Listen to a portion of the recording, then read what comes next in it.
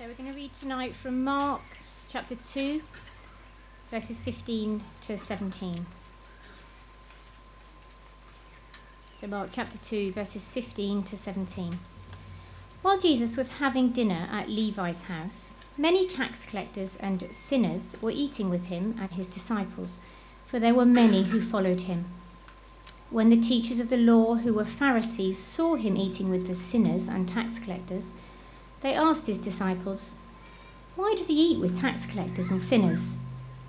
On hearing this, Jesus said to them, "It is not the healthy who need a doctor, but the sick.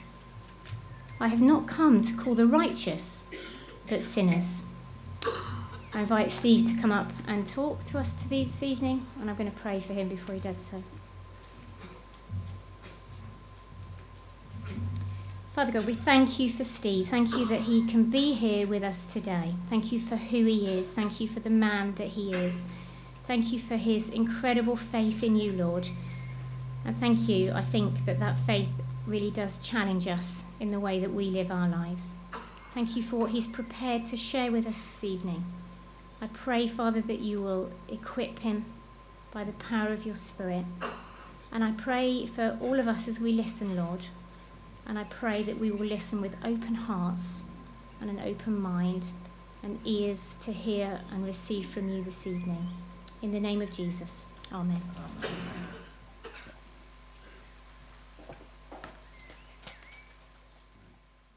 Thank you so much. There was a rabbi, a very famous rabbi. Jesus was a rabbi. This rabbi lived just after Jesus. He's one of the most important rabbis, possibly with the exception of 3 or 4, Jesus being the greatest rabbi ever. But his name was Akiva. Some of you may have heard of Rabbi Akiva. His teachings are renowned across the world, and he lived some 70 or so years after Jesus. One day, he's wandering by the Lake of Galilee. He's contemplating, he tells this story himself, he's contemplating Isaiah chapter 58. And as he wanders along, he wonders what it means. And you know that experience when you get inside your thoughts, it happens to me all the time, and the rest of the outside world just gets shut out. As he's wandering down by the Sea of Galilee on its northern bank, dusk begins to fall. But he's so carried away with his thinking that he forgets where he is. And he lives in Capernaum. He lived in Capernaum, which meant that he needed to take a fork off from the Sea of Galilee. But locked into his thoughts and these new ideas that are coming to him, he completely forgets where he is. And instead of taking the turning on, he wanders on down by the lake. By the time Akiva is alive, this wasn't true in Jesus' life, the Romans have built a fortress by the Lake of Galilee. This is after the fall of Jerusalem, etc. And Akiva reaches the fortress. He doesn't know. He's in his thoughts, in the dark. And he suddenly hears a voice. It comes from a turret in the fortress. And the voice says, "Who are you? Why are you here?" And Akiva stops, and he suddenly comes to his senses, and he realizes where he is, and he looks up. And the young man, this guard, this sentry, shouts again, "Who are you? Why are you here?" Akiva, being a rabbi, turns everything into a question. So he looks up at the young man and he says, "Who are you? Why are you here?" And the young man, who is a Jew, says, "I'm employed by the Romans to stand sentry here, to guard this garrison." Akiva asks another question.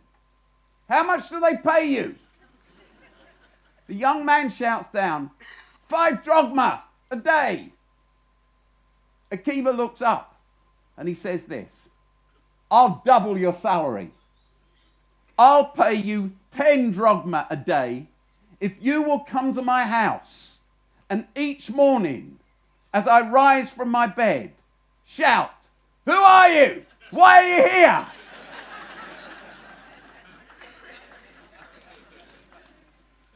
Who are we and why are we here? Holy ground. We're here to be like God. We're here to imitate God. We're here to imitate Christ. We're here to walk in his steps. One of the sayings of Yahweh to his people that comes through time and time again in the story of Exodus, which I know you began to explore last night. You'll know these words as I say them. The Old Testament says time and time again, or Yahweh says to his people time and time again, be holy as I am holy. Be holy because I'm holy. Be holy the way I am holy. Be holy, for I am holy. What does that mean? Holy grounds. What does it mean for us to be holy? The word holy hasn't done well for itself through the years. The word holy has got itself misinterpreted endlessly. The word holy actually means different. That's all. It means different. It literally means different. That's why we write Holy Bible on the front of the Bible. It means different library. It's not a book, it's a library. It looks like a book, so it's pretty confusing sometimes. It's only looked like a book since the printing press. When, back in the 10th century, a great scholar of the church had the books of the Bible, what order did they come in? Anselm. What order did the books of the Bible come in for Anselm? Answer? Any order he cared to put them back on his shelf that night. It's only since the invention of the printing press that the Bible got fixed the way it is. And it got fixed differently by different people. Catholics have a longer Bible than Protestants, for instance. Orthodox churches have an even longer Bible than Catholics. Do you know the longest Bible in the world is the Bible of the Ethiopian Orthodox Church, which has over 80 books. Ours just has 66.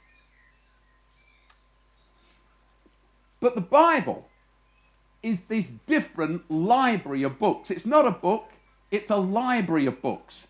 Different people with different experiences of God, all testifying about what he's done in their lives. Wasn't it brilliant to listen to Dan earlier about what has happened in his life because Jesus has done it? Holy means different library. Holy Bible means different library.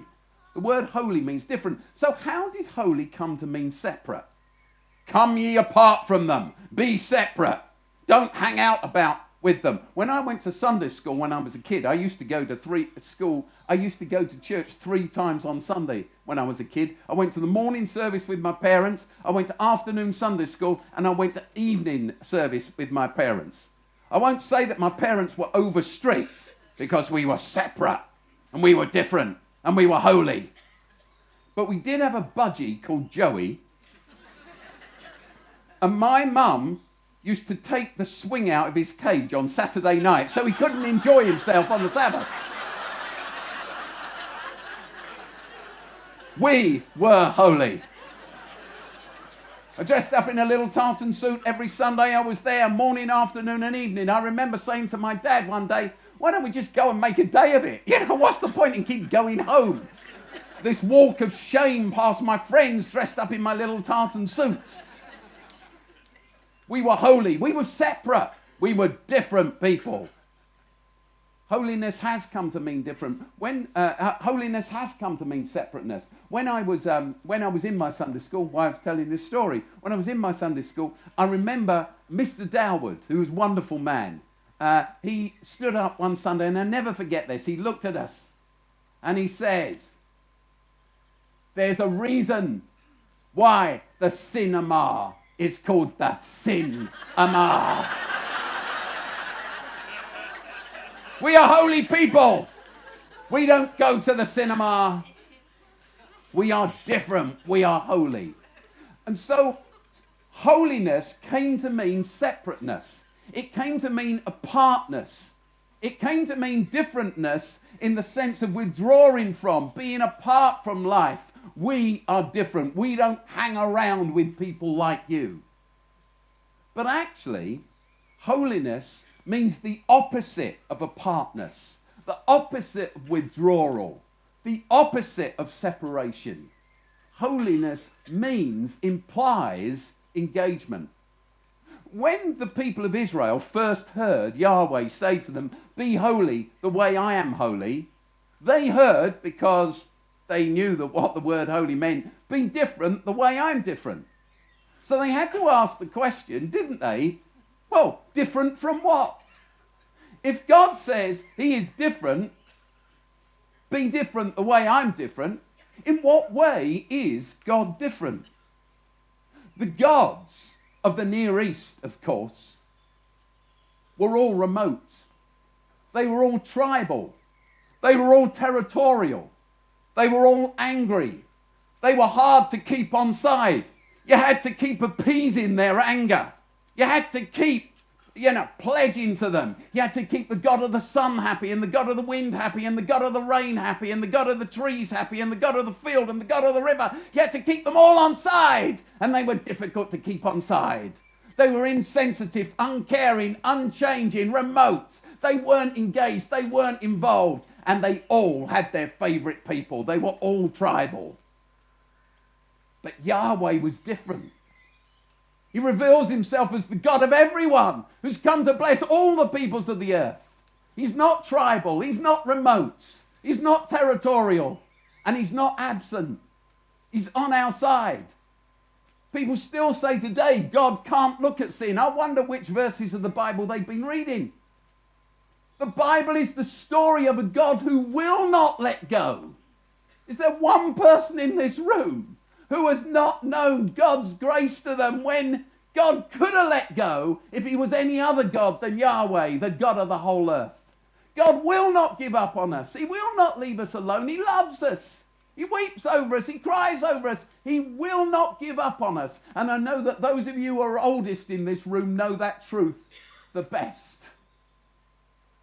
For you look back on your mistakes and your failings and your screw-ups, and you realize that this Yahweh has sought you and he would not give up.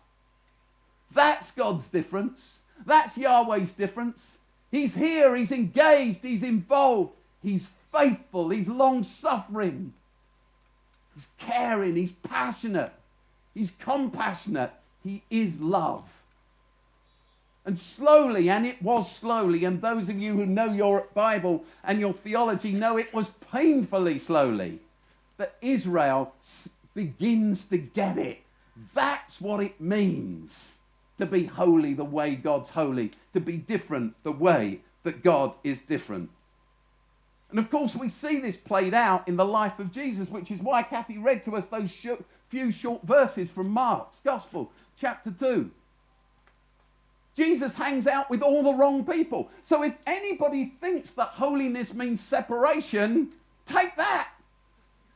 Jesus is with all the wrong people. He's with the criminals. He's with the prostitutes. He's with the drunks. He's with what the scribes of the Pharisees called the sinners.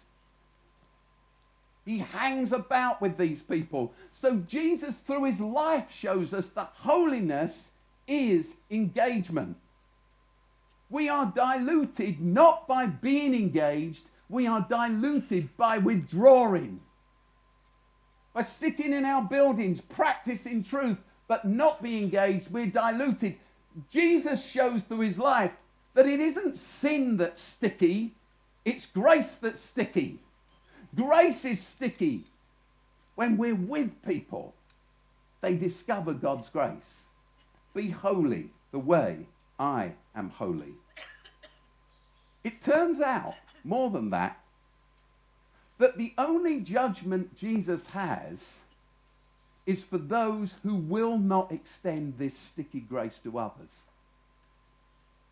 The only people Jesus judges are the scribes and the Pharisees and the teachers of the law, are the priests, the religious leaders who believe they have something, but Jesus says, you're blind guides. You're full of darkness. You shut up heaven to people.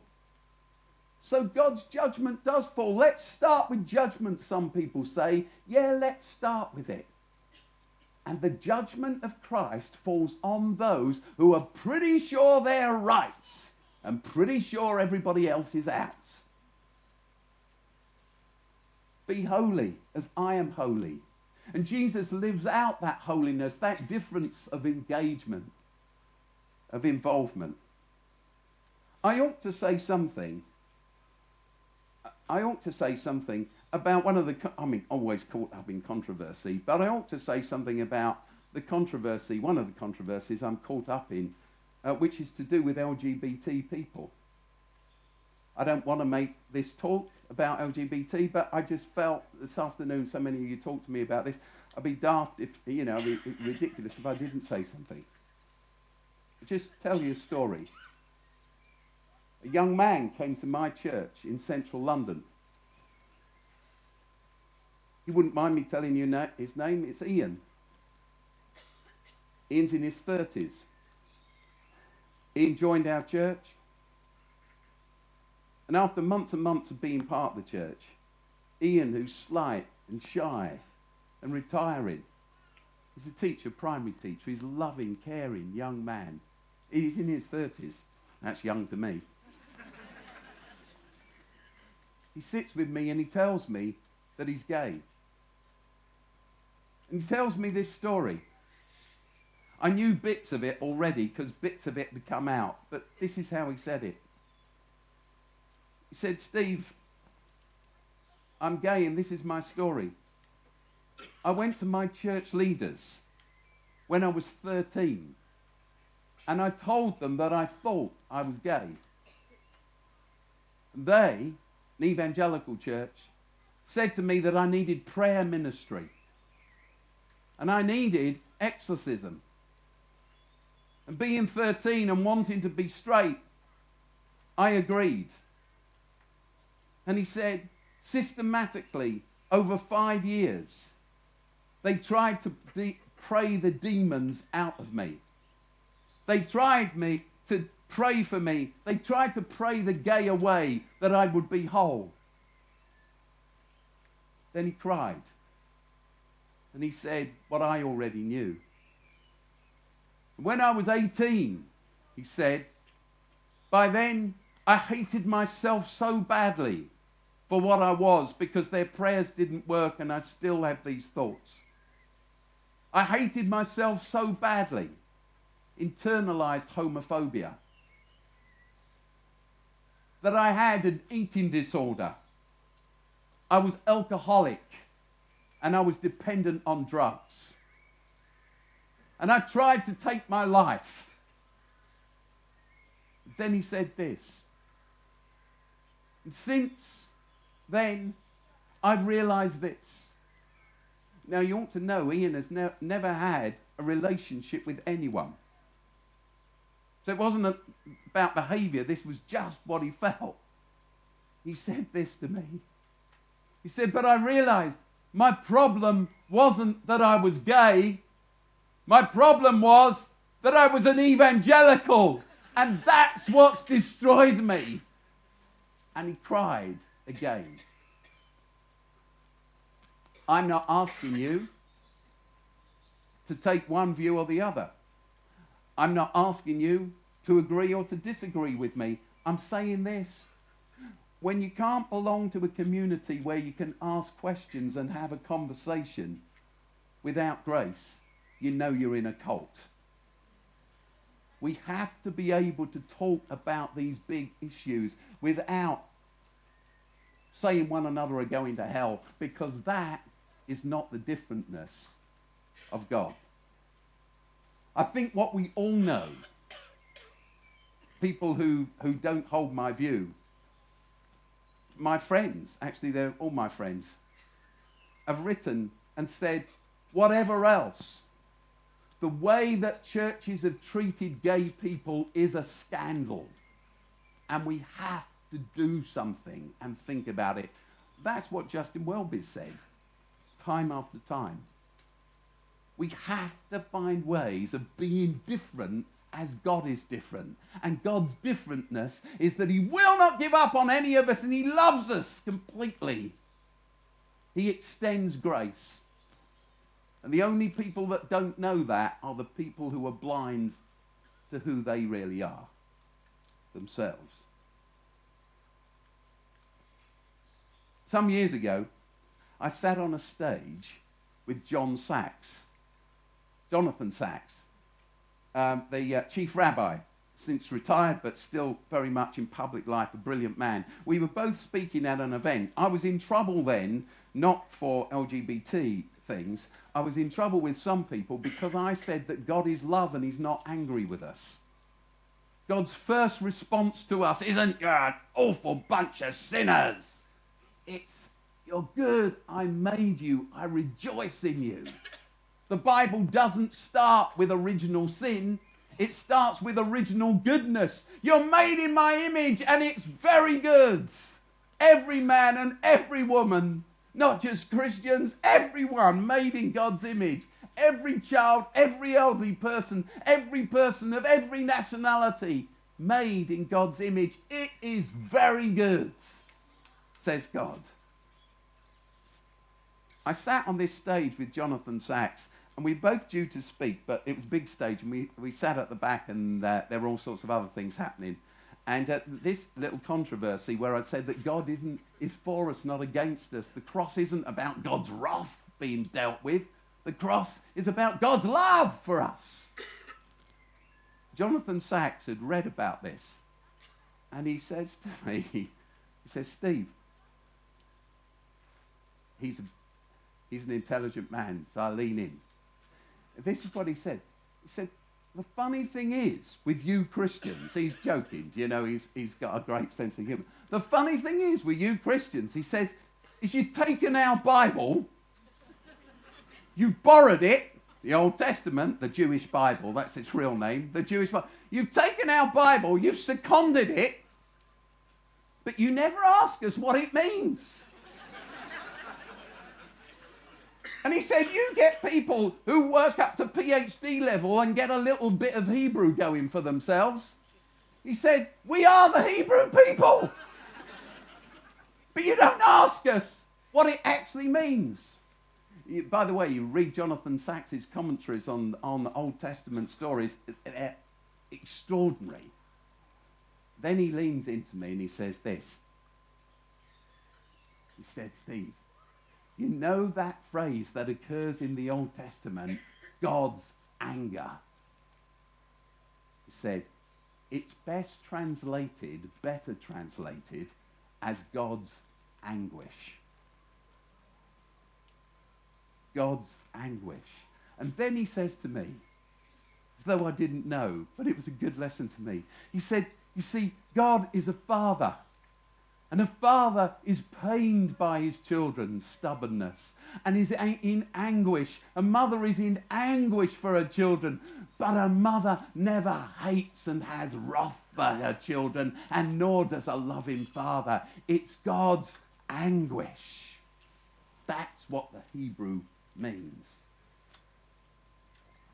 I'd like to read to you from Exodus, a little bit further on than the story you read last night, but the story of Moses that fits exactly with what we're saying. And you'll know this story because we all know all the stories. This is a story in Exodus chapter 33. It begins in verse 18, and it's a short little story. You'll know it. It says, "Moses said to God, 'Please show me your glory.'" You know this story? And then it says, "And God said to him, I will make all my goodness pass before you, and I will proclaim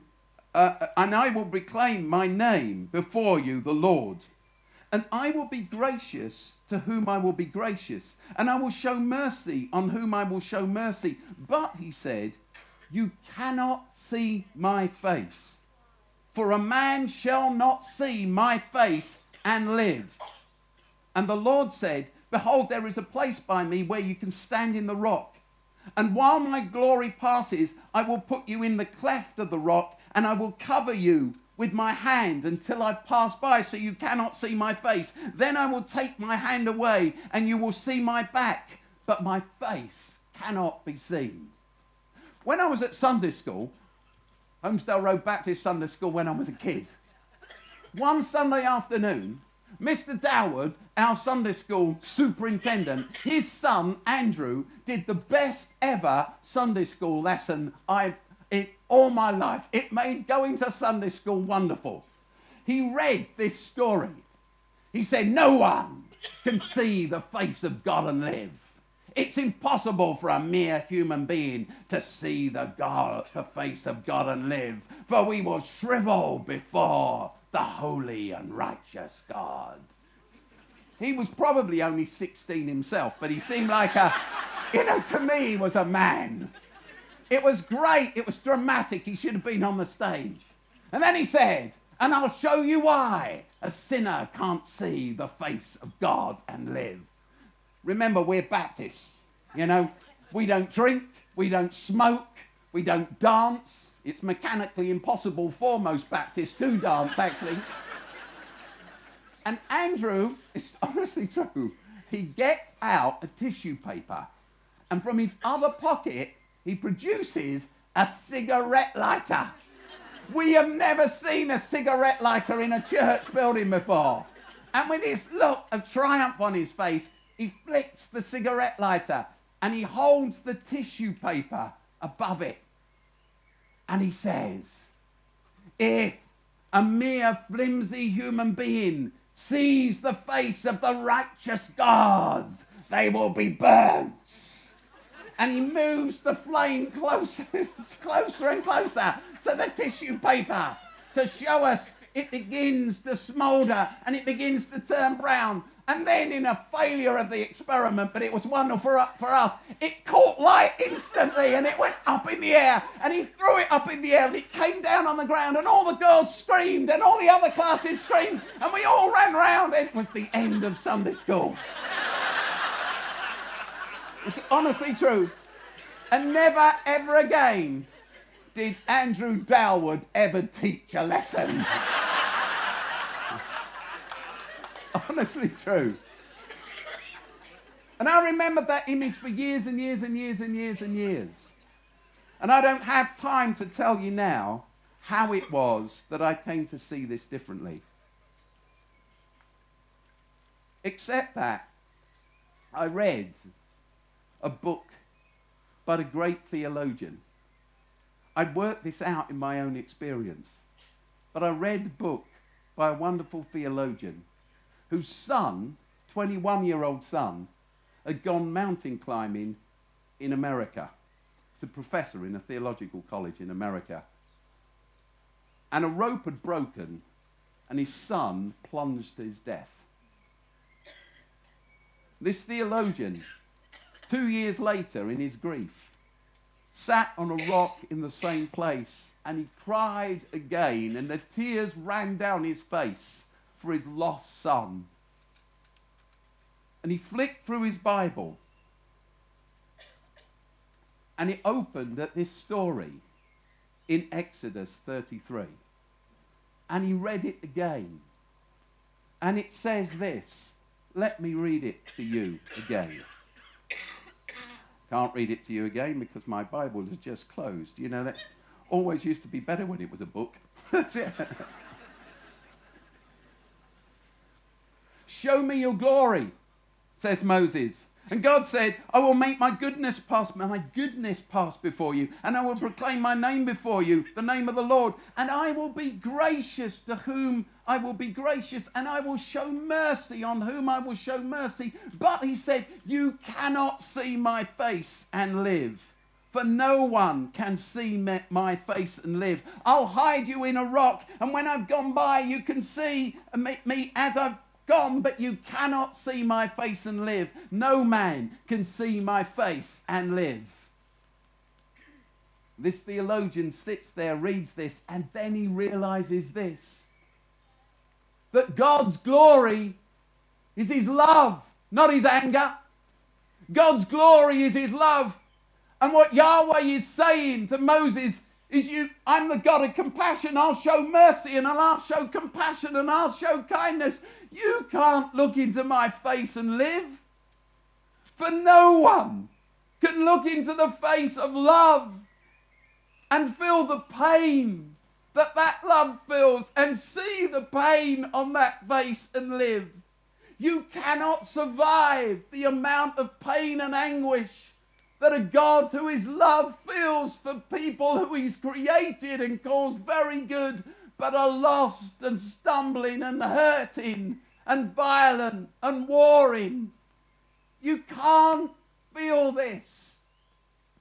The theologian is called Nicholas, that's his first name.